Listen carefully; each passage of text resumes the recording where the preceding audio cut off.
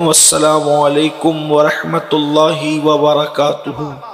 جنگ کا ماحول ہے اور جنگ احد کا ماحول ہے۔ احد کی جنگ میں کفار مکہ پہلے سے مدینہ منورہ کے باہر آ کر میدان احد میں پڑاؤ ڈال چکے ہیں۔ صحابہ کرام نے مصطفیٰ جان رحمت صلی اللہ علیہ وآلہ وسلم سے عرضی کی کہ یا رسول اللہ، مکے کے کافر میدان احد میں آ کر پڑاؤ ڈال چکے ہیں، ہمارے سروں پہ جنگ مسلط کر دی گئی ہے۔ اللہ کے حبیب غیب دا نبی صلی اللہ علیہ وآلہ وسلم نے اپنے صحابی اور بڑے عظیم صحابی سیدنا امام عشق و محبت بلال حبشی رضی اللہ تعالیٰ عنہ کو طلب فرمایا۔ بلال کی آواز بہت اونچی تھی اور سیدنا بلال کی آواز میں بڑا سوز تھا، بڑا درد تھا، آواز بلند تھی۔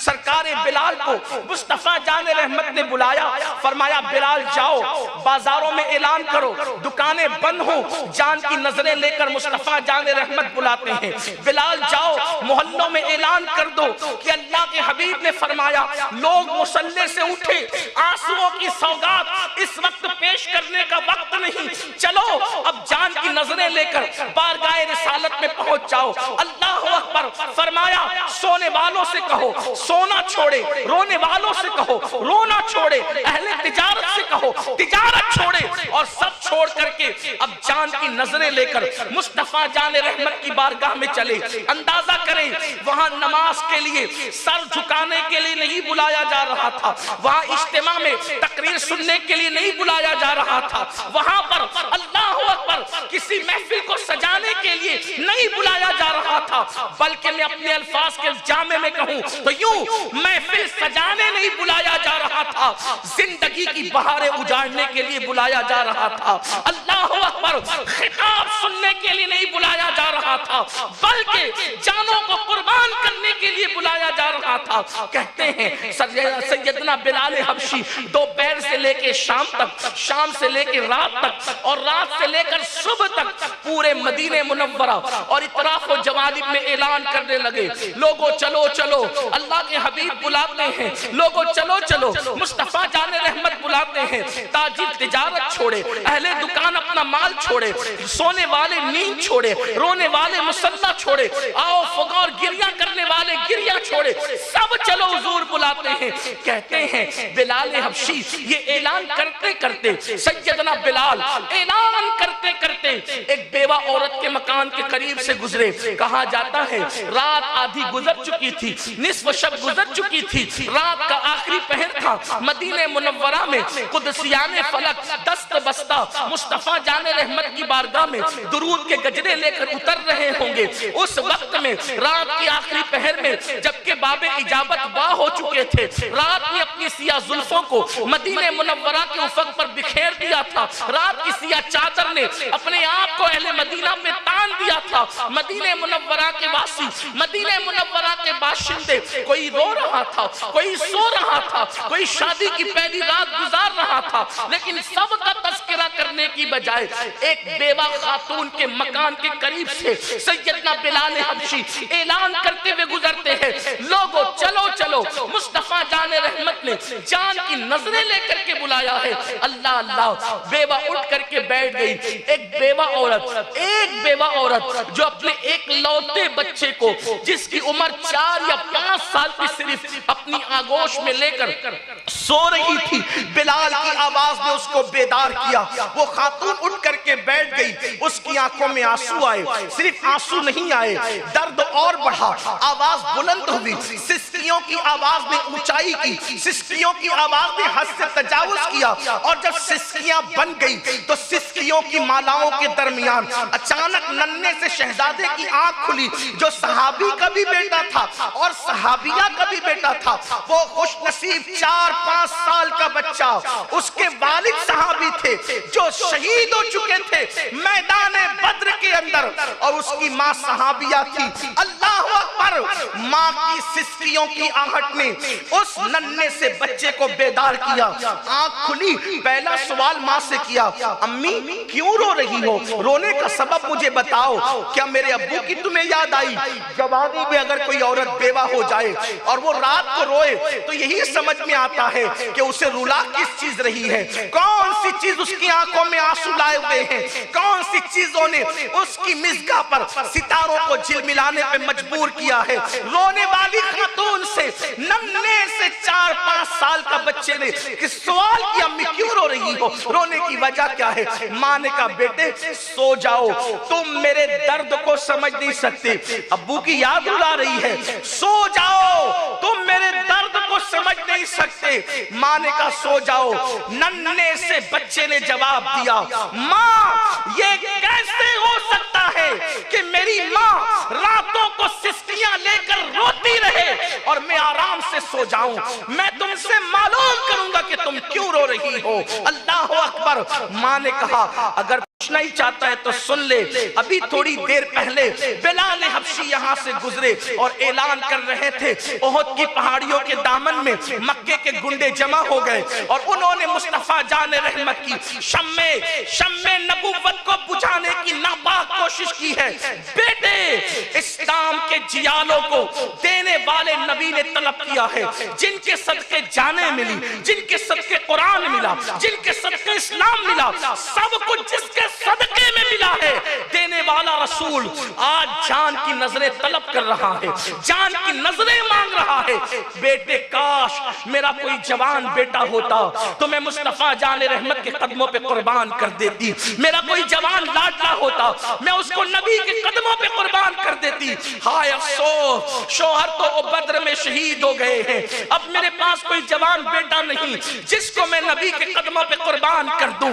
ننھے سے 5 سال کے بچے نے کہا ماں کا ہاتھ تھامتے ہوئے، ماں تم کیوں پریشان ہو؟ اگر تمہارے پاس کوئی جوان بیٹا نہیں ہے میں تو ہوں، مجھے لے چلو اور مصطفیٰ جان رحمت کے قدموں پہ قربان کر دو۔ اللہ اکبر! 5 سال کا بچہ ہے، 5 سال کا ننھا سا بچہ ہے۔ 5 سال کا بچہ کس کو کہتے ہیں؟ جس کو اپنے برے اور بھلے میں کوئی تمیز نہیں ہوتی۔ بچے 5 سال کے گھومنے کے سوا کچھ نہیں جانتے، کھلونے کے سوا کچھ نہیں جانتے، کھیل کود کے سوا کچھ نہیں جانتے، لیکن وہ مائیں کیسی مائیں تھی جنہوں نے صرف دودھ نہیں پلایا تھا، دودھ کے قطروں کے ساتھ اسلام کی غیرت پلائی تھی، اسلام کی حمیت پلائی تھی، اسلام کا جذبہ پلایا تھا۔ میں پوچھنا چاہتا ہوں، وہ 5 سال کا بچہ کہتا ہے ماں مجھے قربان کر دو۔ ننھے سے بچے موت کے نام سے ڈرتے ہیں، حادثات کے نام سے ڈرتے ہیں، ننھے سے بچے اللہ اکبر انگارے کے نام سے ڈرتے ہیں، تلواروں کے نام سے ڈرتے ہیں، ڈنڈی اور چابک کے نام سے ڈرتے ہیں۔ آخر 5 سال کے بچے میں گھٹی میں پلایا کیا گیا تھا؟ وہ کہتا ہے مجھے قربان کر دو، میں نبی پہ قربان ہو جاؤں۔ کہ جب بیوہ خاتون رو رہی ہے، سسکیاں لے رہی، تو ننھا سا بچہ کہتا ہے ماں تم روتی رہو میں سوتا رہوں۔ یہ نہیں ہو سکتا، تمہیں بتانا پڑے گا تمہارا درد کیا ہے۔ اس سے پتا چلا ماں کسی اور سبب سے رو رہی ہے، کسی اور سبب سے۔ 5 سال کا بیٹا ماں کے آنسو نہیں دیکھ سکتا، اور اسلام سے دور ہونے کا نتیجہ یہ کہ آج جوان بیٹے اپنے ماں باپ کو رلا رہے۔ سارا مسئلہ اسلام سے دور ہونا ہی ہے۔ آؤ اللہ کی طرف رجوع کرو، اسلام کی طرف پلٹو۔ بہت خوبصورت ہے اسلام، بہت حسن والا ہے۔ اگر جان دے کر بھی اسلام ملتا ہے تو سستا ہے، ہمیں تو مفت میں ملا ہے، مفت میں ملا ہے، بہت سستے میں مل گیا ہمیں اسلام، بہت بڑی چیز ہے۔ اور جس کو اسلام ملا اسے سب ملا، جسے دین ملا اسے سب ملا۔ لیکن ہم اسلام سے دور ہو گئے، لوگ اسلام سے قریب ہونا چاہ رہے ہیں، ہم اسلام سے دور ہو گئے۔ لوگ اسلام پڑھ رہے ہیں، انگریز پڑھ رہے ہیں اسلام، یہودی پڑھ رہے ہیں اسلام، نصارہ پڑھ رہے ہیں اسلام، مشرکین پڑھ رہے ہیں اسلام۔ اگر کوئی اسلام نہیں پڑھ رہا ہے تو مسلمان نہیں پڑھ رہا ہے، پیدائشی مسلمان پڑھی کچھ نہیں ہے۔ ایسا لگتا ہے کہ جیسے اس نے انٹرنیٹ کے ساتھ غیر مشروط طور پر اپنے آپ کو فروخت کر دیا، بیچ دیا، غلام بن گئے انٹرنیٹ۔ مخالف نہیں، انٹرنیٹ استعمال کرو لیکن جتنی ضرورت۔ میرے عزیز، کھانے کے بغیر آدمی زندہ نہیں رہ سکتا۔ اسلام اس کھانے کے متعلق بھی کہتا ہے کلو واشربو ولا تسرف، کھاؤ پیو، زندہ رہنے کے لیے ضروری ہے، مگر زیادہ مت کھاؤ، حد سے مت بڑھو، جتنی ضرورت اتنا ہی کھاؤ۔ جب کھانے میں ضرورت کا لحاظ ہے تو انٹرنیٹ میں ضرورت کا لحاظ ہے۔ اتنا گھس گئے، پاگل ہو رہے اس کے پیچھے، اندھے ہو رہے، آنکھوں کی روشنی کھپا رہے، اس کے سوا کچھ سجائی نہیں دیتا، نہ نماز، نہ روزہ، نہ عبادت، نہ ماں باپ، کچھ نہیں۔ ننھا سا بچہ ماں سے کہتے ہیں ماں تجھے پریشان نہیں ہونا، میں ہوں، چل مجھے لے چل، اور مصطفیٰ جان رحمت کے قدموں پہ قربان کر۔ ماں نے بچے کو دیکھا، تربیت پر یقین تھا نا ان لوگوں کو، اور تربیت کی ویسے تھی۔ دیکھو جیسے تربیت کرو گے ویسے نتائج سامنے ہیں۔ اگر بڑھاپے میں اولاد لات مار کے باہر نکال رہی ہے، اولاد قصوروار ہے لیکن پہلے قصوروار ماں باپ۔ ہم نے تو فلمیں دکھا کے تربیت کی، ہم نے تو سیریل دکھا کے تربیت کی، ہم نے مصطفیٰ جان رحمت کی تعلیم کے سائے میں اولاد کی تربیت کیوں نہیں؟ اگر ماں باپ اولاد کی صحیح تربیت کرے، مسلمانوں میں جلسوں کی ضرورت ختم ہو جائے، اصلاح معاشرہ کے اجتماعات کی ضرورت ختم ہو جائے۔ لیکن جو خود دین نہیں جانتے انہوں نے کب کون سی تربیت کرنا ہے؟ اولاد اللہ کی امانت ہے، صحیح تربیت ہونی چاہیے۔ تو اس خاتون کے ننھے سے بچے کا جواب تھا، تربیت کا اثر تھا۔ کہتے ہیں نا یہ فیضان نظر تھا یا کہ مکتب کی کرامت تھی، سکھائے کس نے اسماعیل کو آداب فرزندی۔ اسماعیل علیہ السلام تو کسی مدرسے میں نہیں گئے، کسی مکتب میں نہیں گئے، پھر یہ آداب فرزندی سکھایا کس نے؟ تو یہ ماں باپ کی تربیت کا اثر۔ علی اکبر اگر میدان کربلا میں جانے کی بات کر رہے ہیں، ماں باپ کی تربیت کا اثر۔ ارے علی اصغر اگر 6 مہینے کے ہو کر کربلا میں جانے کے لیے اشاروں میں رو رو کر شہادت کا مطالبہ کر رہے ہیں، تو یہ 6 مہینے میں کون کیا پڑھاتا ہے؟ تو یہ گود کا اثر تھا، امام حسین کی گود کا اثر تھا، ام لہلہ کی گود کا اثر تھا، علی مرتضیٰ کے خون کا اثر تھا، سیدہ فاطمہ کے تقوی و طہارت کا اثر تھا۔ تو ننھے سے بچے نے ماں سے کہا مجھے لے چلو۔ ماں نے فجر کا انتظار کیا، چادر اوڑی اور مسجد نبوی شریف کی طرف چل پڑی، اپنے بچے کو انگلی پکڑا کر۔ اس دور میں ہمارے یہاں کے برقعوں کی طرح کوئی برقعے کا رواج نہیں تھا۔ آج تو بڑے خوبصورت برقعے آ گئے ہیں، ڈیزائن والے برقعے کہ جو نہ دیکھنے والا بھی ہو وہ ڈیزائن کے بہانے نظر اٹھائے۔ یہ برقع نہیں بلکہ فتنہ ہے، فتنہ۔ آج سے 900 سال پہلے امام غزالی نے فتویٰ دیا تھا ڈیزائن والے برقعے پہننا ناجائز ہے۔ برقعے کا مطلب کیا؟ برقعے بھدے ہونے چاہیے، کوئی ڈیزائن اس پر نہیں، برقعے بھدے ہونے چاہیے۔ ام المومنین فرماتی ہیں حضرت عائشہ صدیقہ امی جان کہتی ہے حضور کے دور میں لوگ ایسے برقعے پہنتی تھی کہ ایسے لگتے تھے جیسے ان کے سروں پہ کوے بیٹھے ہوئے، بالکل بھدے برقعے، اندر پتہ ہی نہیں چلتا تھا کہ جانے والی جسم موٹا رکھتی ہے یا پتلا رکھتی ہے، بوڑھی ہے کہ جوان ہے، اس طرح کے ان کے برقعے۔ اور فرماتی ہیں کہ عورتیں ایسے چلتی تھی رسول اللہ کے دور میں کہ ان کے کپڑے دیوار سے لگتے تھے، اتنے دب کے چلتی تھی، دیوار سے لگتے تھے۔ اور آج تو عورتیں بے پردہ رستوں کے بیچ سے، مولانا آئے، عالم آئے، پیر آئے، خطیب آئے، ادیب آئے، جج آئے، ڈاکٹر آئے، انہیں کیا پڑھی ہے؟ مرد رک جانا چاہیے، وہ نہیں رکیں گے، یہ حال ہے آج۔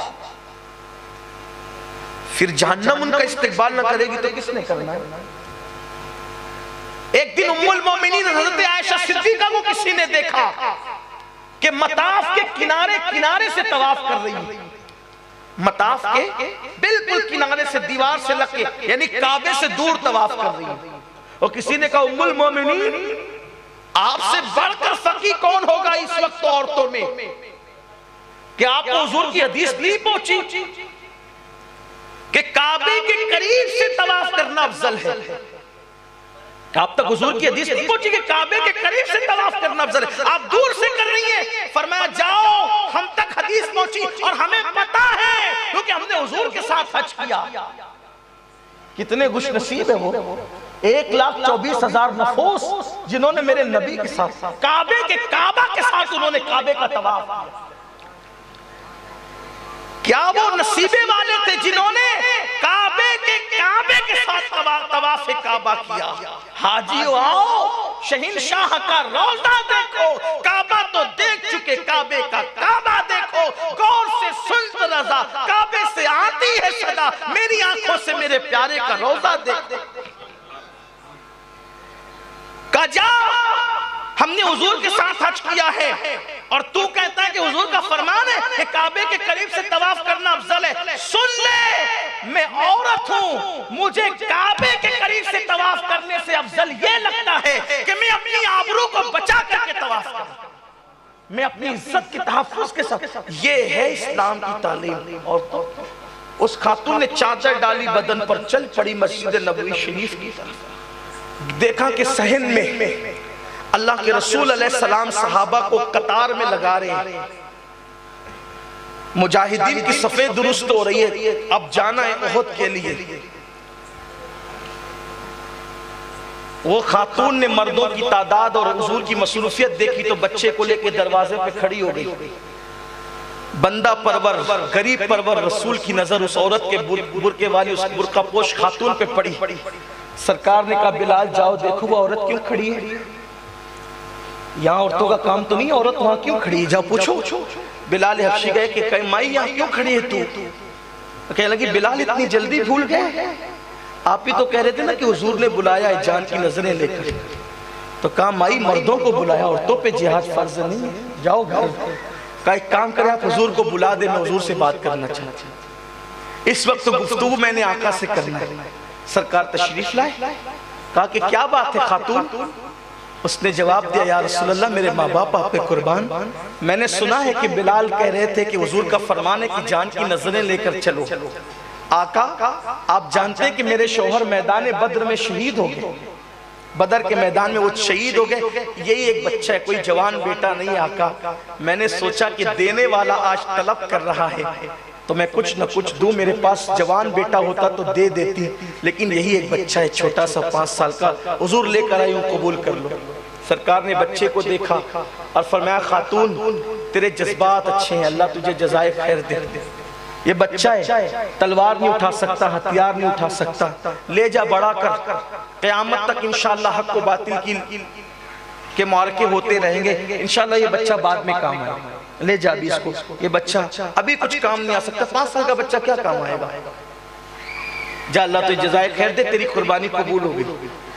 جب وہ ماں بچے کا ہاتھ پکڑ کر کے پلٹنے لگی تو بچے نے ہاتھ چھڑا لیا، 5 سال کا بچے نے ہاتھ چھڑا لیا، ماں رک گئی۔ اس نے آقا سے عرض کیا یا رسول اللہ صلی اللہ علیہ وسلم میرے ماں باپ آپ پہ قربان آقا، میری ماں سوتے وقت تو مجھے یہ بتاتی ہے کہ اللہ کے رسول کا در وہ در ہے جہاں سے کسی کو خالی لوٹایا نہیں جاتا۔ یہ میرے ماں کی تعلیم ہے حضور، میری ماں روز مجھے بتاتی ہے، سبق دیتے کہ حضور کے در سے کوئی خالی نہیں جاتا۔ کریم آقا بندہ پرور رسول جب کوئی خالی نہیں جاتا تو میں کیسے خالی جا سکتا ہوں؟ یا رسول اللہ میں نہیں جاؤں گا، نہ میں تیر اٹھا سکتا ہوں، نہ تلوار اٹھا سکتا ہوں، نہ ہتھیار اٹھا سکتا ہوں، بالکل میں یہ نہیں کر سکتا، لیکن کریم آقا آپ کی نالین پر آنے والی دھول کو میں اپنے سینے پر تو لے سکتا ہوں، حضور اس کے لیے مجھے قبول فرما لے۔ آپ سے پوچھتا ہوں یہ جذبات کس کے دیے گئے تھے؟ صرف ماں باپ کی تربیت، اور جب تک کہ بچوں میں یہ جذبات تھے، دین پر وہ مر مٹنے کا جذبہ تھا، دین کے لیے سب کچھ قربان کرنے کا آج ہم خود ہی دین سے دور ہو گئے. اور یاد رکھنا جو دین سے دور ہوا وہ تباہی سے قریب ہوا, وہ بربادی سے قریب ہوا. اس لیے اپنے اللہ کی بارگاہ میں رجوع ہو جاؤ, پلٹ جاؤ, ورنہ اقبال نے کہا تھا کہ تمہاری داستان تک بھی نہ ہوگی, داستانوں میں داستان بھی مٹ جائے گا.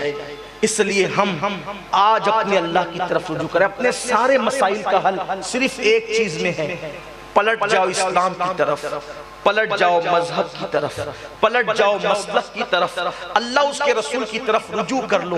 اپنی زندگی کو بے مقصد نہیں با مقصد گزارو. ایک مسلمان کی حیثیت سے زندگی گزارو. مسلمان کی حیثیت, ایک مسلمان کی زندگی کیا ہونا چاہیے, سیرت رسول میں پڑھو, کتابوں میں پڑھو, اور مسلمان کی حیثیت سے اپنی زندگی کو گزارو.